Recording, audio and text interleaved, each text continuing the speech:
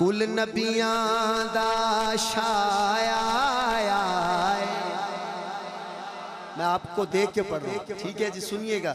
کل نبیاں دا شایا ہے، کل نبیاں دا۔ میرے ساتھ وعدہ کیا آپ میرے ساتھ پڑھیں گے، پڑھیں گے؟ آؤ پھر دیکھتے ہیں، میں زیادہ زور سے پڑھتا ہوں کہ آپ، میرے پاس صرف ایک میک ہی ہے نا، آپ کافی زیادہ ہیں تو آپ کی آواز زیادہ ہونی چاہیے۔ کل نبیاں دا شایا ہے،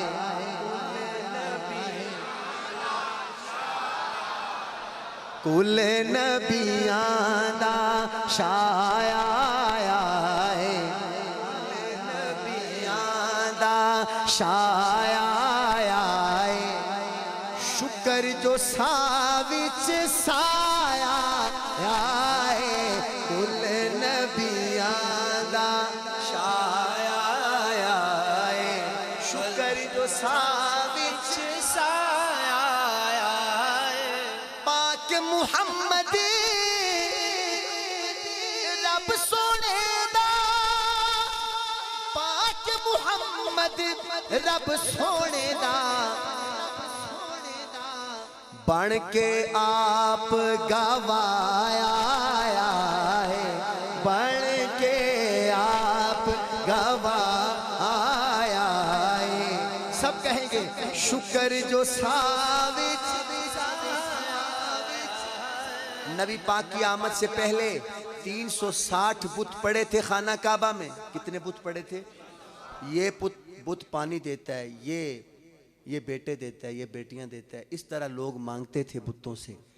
لیکن جب نبی پاک آ گئے، حضور نے سارے بت گرا دیے اور سارے بت گرا کے کہا کہ میرے امتیوں، دینے والی ذات صرف ایک ہے، اور اللہ سے مانگو، اللہ کے علاوہ کسی سے نہ مانگو۔ جب دنیا نے اللہ سے مانگا تو پھر میرا دل مانتا ہے کہ مہوٹا کا ہر بندہ کہہ رہا ہے جب سے ایک اللہ سے مانگنے لگے ہیں، شکر جو ساوچ سایا ہے، کل نبیاں دا بٹ کے جو سن یاریوں نانو، بٹ کے جو سن یاریوں نانو، اشارہ سمجھے، دسن لی حق دار آیا ہے، دسن لی حق دار آیا ہے، ادھر سے ہاتھ اٹھے، ادھر سے، شکر جو ساوچ سایا ہے، کل نبیاں دا شایا ہے، شکر جو ساوچ سایا ہے۔ اور آپ علماء سے سنتے رہتے ہیں، میرے نبی کے میلاد سے پہلے جس گھر میں بیٹی پیدا ہوتی تھی اس کا باپ اپنی بیٹی کو زندہ دفن کرتا تھا۔ سنتے ہیں کہ نہیں سنتے؟ بیٹی گھر میں پیدا ہو جانی سب سے بڑی نحوست سمجھا جاتا تھا کہ اس کے گھر میں بیٹی پیدا ہوگی، اور لوگ اس کو تانے مارتے کہ تیرے گھر میں بیٹی ہے۔ جب تک اس کا باپ اپنی بیٹی کو زندہ دفن نہ کرتا لوگ اسے تانے مارتے تھے۔ اتنی جہالت تھی دوستو۔ نبی پاک کی آمد ہوئی، میں نے علماء سے سنا ہے کہ ایک بیٹی کو اس کا باپ باہر گیا ہوا تھا شام اپنا مزدوری کے لیے، کام کے لیے، کاروبار کے لیے، جب واپس آیا اس کے گھر میں امید تھی، اس نے اپنی بیوی کو کہا تھا کہ اگر میں واپس آؤں میرے گھر میں اگر بیٹا پیدا ہو تو دعوتیں بھی کرنا اور اس کی خدمت بھی کرنا، لیکن اگر بیٹی پیدا ہو تو فوراً زندہ دفن کرنی ہے۔ تو کہتے ہیں اس کے گھر میں اللہ کے، کیونکہ بیٹے دینے والا کون ہے؟ اللہ نے بیٹی دے دی، تو اب باپ تو باہر تھا، تو اس ماں نے جب دیکھا کہ اللہ نے بیٹی دی ہے تو ماں تو پھر ماں ہی ہوتی ہے، ماں کیسے اپنے کلیجے کو زندہ دفن کرتی؟ اس نے جو ہے اس کی خدمت کرنا شروع کر دی۔ کہتے ہیں بیٹی کی 4-5 سال 6 سال عمر ہو گئی، بیٹی چلنے لگ گئی، تو اب وہ سفر سے واپس آیا، وہ آیا اور دروازہ اس نے دستک دی، اور وہ بیٹی جو ہے وہ ساتھ والے پڑوسی کے گھر میں تھی۔ تو علماء کہتے ہیں کہ ماں سے جب پوچھا کہ بیٹا تھا یا بیٹی, اس نے کہا جی بیٹی تھی. تو پھر وہ ہاں وہ ٹھیک کیا, زندہ دفن کر دیا نا, ٹھیک ہو گیا. اب وہ بیٹی جو تھی تو اس کی بیٹی لیکن پڑوسیوں کے گھر میں تھی, وہ آتی چلی جاتی. اب وہ باپ کے ساتھ اس کی محبتیں بڑھنے لگ گئی. تو ایک دن جب ماں نے دیکھا کہ اب تو یہ اس بیٹی کو بہت پسند کرتا ہے اور بڑی محبتیں دے رہا ہے, تو ایک دن اس نے کہا کہ یہ جو بیٹی ہے جو تیری خدمت کرتی ہے یہ ان کی نہیں ہے, یہ اپنی ہے.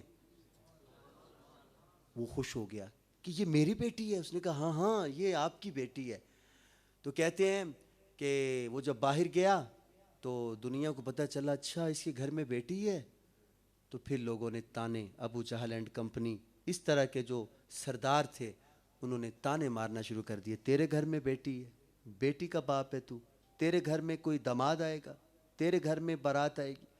اس طرح کی باتیں کی تو اس سے برداشت نہ ہوا. وہ اپنی بیٹی کو ساتھ لیا اور اس نے ماں کو کہا کہ میں نے آج اس کو زندہ دفن کرنا ہے.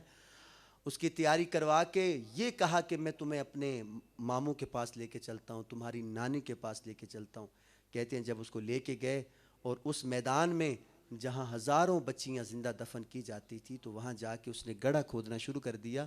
جب گڑھا کھود رہا تھا اس کو پسینہ آ رہا تھا تو یہ معصوم بچی اپنے دوپٹے سے اپنے باپ کا پسینہ صاف کر رہی ہے. ایسے ہی علماء بتاتے ہیں, پسینہ صاف کر رہی ہے, پانی پلا رہی ہے. کبھی کہتی ہے بابا آپ رہنے دیں میں اس کو کھودتی ہوں. اب بیٹی کو تو نہیں پتہ کہ یہ میرے لیے یہ کھودا جا رہا ہے.